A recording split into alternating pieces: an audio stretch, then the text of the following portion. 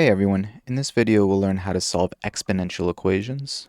So let's say we have this exponential equation of 3 to the power of 5x plus 1 equals 3 to the power of 2x.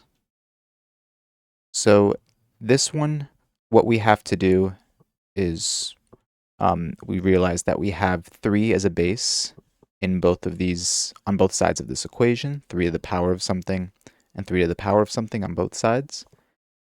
So in this situation, what we can do is we can take the inverse of 3 to the power of something, and we know from previous videos that the inverse of 3 to the power of some exponent is log base 3. So we can take log base 3 of both sides, and that will cancel out the log base 3 and the 3 to the power of, and that will also release the exponent. And that will do the same thing on the other side as well. So the exponent is now released. We have 5x plus 1 equals 2x. And then from here, it becomes very easy to solve. You can just go ahead and subtract 5x from both sides. We have negative 3x equals 1. And then we have x equals negative a third. So that's how you would solve for x for this equation. Very simple exponential equation, but let's change it up a bit. Let's say instead we had 3 to the power of 5x plus 1 equals 9 to the power of x. Now this is still an exponential equation, but in this case, the bases are not the same. This is 3 to the power of, and on the right side, this is 9 to the power of. The bases are not the same anymore. So what we have to do in this situation is get the bases to be the same. So how do we do that? We have to realize that 9 is just 3 squared. 9 is just 3 squared, so that means we can replace 9 with 3 squared. So let's rewrite this all.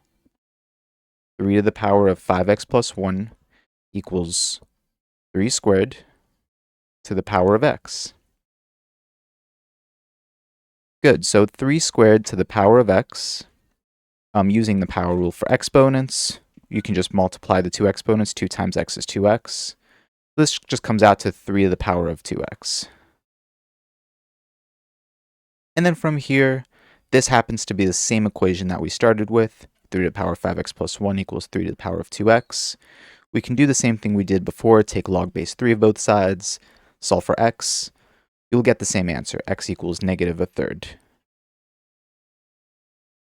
So now the bases are the same. That's something that we could do. So even if the bases are not the same, the whole goal is to make the bases the same. Now let's change it up a bit.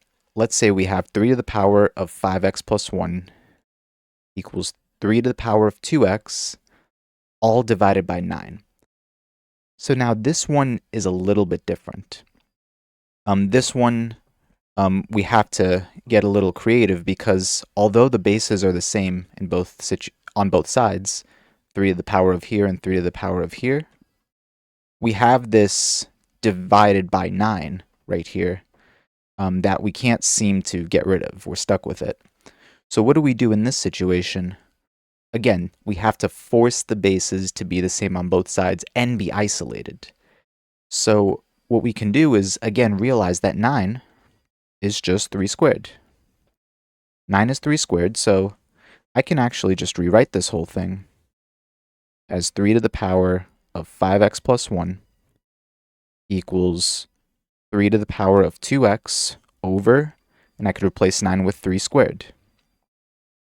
Okay, and now in this case, we have a division of two numbers with exponents that have the same base. So we can use the quotient rule for exponents, which means that all we have to do is subtract both exponents. So this will come out to 3 to the power of 5x plus 1 equals 3 to the power of, and all we have to do is subtract both exponents, 2x minus 2. And there we go. Both of our bases are now the same, and they're both isolated. So all we have to do is take log base 3 of both sides. So log base 3 That will cancel out both sides.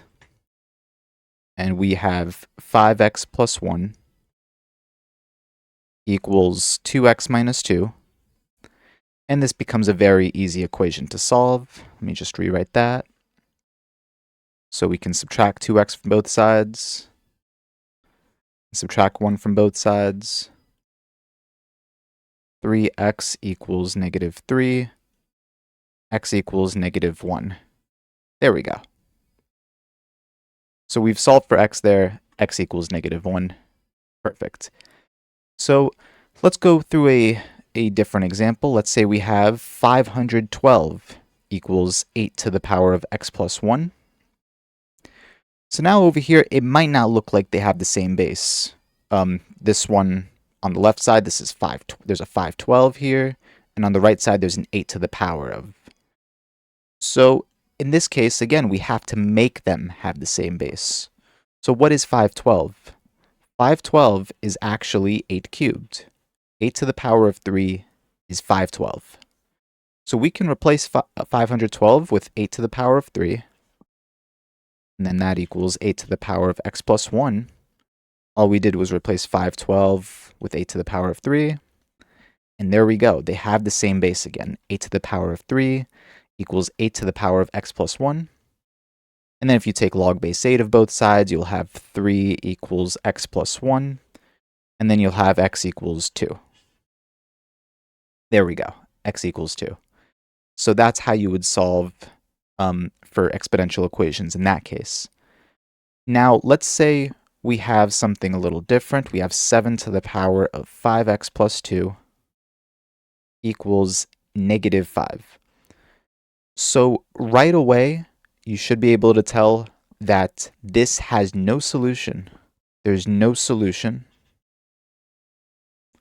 And the reason there's no solution here is because we have a positive number right here, 7 in our base.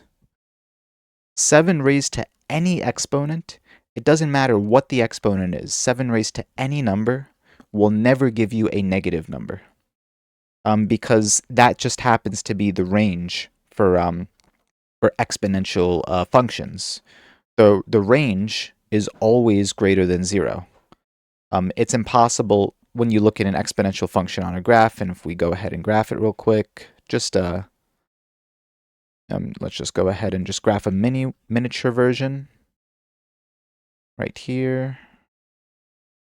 Right here. So if we go ahead and graph a miniature version of this, it looks something like this. So the range never dips below 0, and it never even touches 0, because in this case, the asymptote is the x-axis. So whenever you have this situation, whenever you come across this situation where you have an exponent, or when you have a base raised to an exponent, and there's a negative solution on the other side of the equal sign, you have to realize that there's no solution to it. So that's very important. There's no solution to this one. Perfect. So let's go through just a couple more examples. Let's say we have 6 to the power of x plus 3 equals 5 to the power of x. So this one is a little bit tricky because it's hard to make the bases the same. Both bases are not the same currently. There's a 6 to the power of and a 5 to the power of. So we have to make both bases, well, actually, apologies. We can't make both bases the same, no matter how much we raise their powers. So we actually have to use logarithms to solve this. And this is what we have to do. So whenever you come across this situation where you can't make both bases the same, so we can't make both bases the same here, then we're going to have to use logarithms to solve this. So let's do this. Let's actually take log base 6 of both sides. And if you take log base 6 of both sides, it will cancel out on the left side, and it will release this x plus 3. We have x plus 3 on the left side. And on the right side, we have log base 6 of 5 to the power of x. Okay, so this is what we have so far. And you might realize that the power rule for logarithms allows us to take out this exponent from this entire logarithm. We can put the x in front. So we have x plus 3 equals, we can bring the x out to the front as a coefficient, x times log base 6 of 5. Perfect. So let's go ahead and keep solving this. And to solve this, what I'm going to do is actually subtract x from both sides. And this will make sense in a second because we will have 3 equals x times log base 6 of 5 minus x. And the reason I want to do this is because I want to factor out this x so that we don't have x in two spots anymore. Because up here, or originally over here on this line, we had x in two spots, and it's tricky to isolate x this way when you have x plus on the left side and x times on another side. It's a little tricky to isolate x there. So what this allows me to do is if I subtract x from both sides, and I get the x to be on the same side of the equation, I can then factor it out. So let's just rewrite this as 3 equals, and we'll factor out the x, and we have log base 6 of 5 minus 1. So that's what happens when I factor out the x. And then we're almost there. In order to solve this, we just divide both sides by this entire thing right here. So x equals 3 divided by log base 6 of 5 minus 1. And that's how you solve for x. And you can put that in your calculator. You can throw it in, see what number it gives you. But that is how you would solve for x in a case where the bases are not the same. Perfect. So let's just go through one more quick example. We have 60 equals 20 times e to the 3x. So we have this exponential equation right here. We have an e base. So before we use logarithms to solve for x here, let's actually go ahead and divide both sides by 20 just to get this 20 coefficient out of the way. So divide both sides by 20. 60 divided by 20 is 3. So 3 equals e to the power of 3x. Okay, so 3 equals e to the power of 3x. And then what we'll do is take the natural log of both sides. When we take the natural log, that will cancel, the natural log will cancel out with the e. And we have 3x on this side equals natural log of 3 on the other side. And then if we divide by 3 on both sides, x equals the natural log of 3 over 3. There we go. And that's how we solve for x in that exponential equation. So I hope this video helps to understand how to solve exponential equations. If you have any questions at all, please leave them down in the comments below. And thank you for watching.